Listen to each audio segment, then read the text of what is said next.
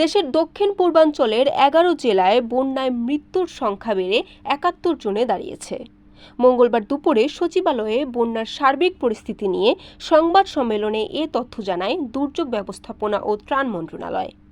মন্ত্রণালয়ের তথ্য বলেছে, এই 71 জনের মধ্যে ফেনীতে 28, কুমিল্লায় 19, নোয়াখালীতে 11, চট্টগ্রামে 6, খাগড়াছড়িতে 1, ব্রাহ্মণবাড়িয়ায় 1, লক্ষ্মীপুরে 1, কক্সবাজারে 3 ও মৌলভীবাজারে 1 জন মারা গেছেন। নিখোঁজ আছেন 1 জন।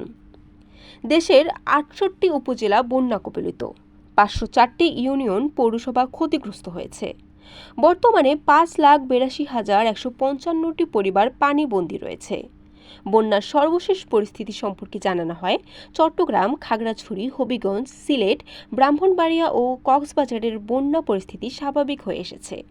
মৌলভীবাজারের বন্যা পরিস্থিতির উন্নতি হয়েছে এবং ফেনী, কুমিল্লা, নোয়াখালী ও লক্ষ্মীপুর জেলার বন্যা পরিস্থিতির উন্নতি হচ্ছে।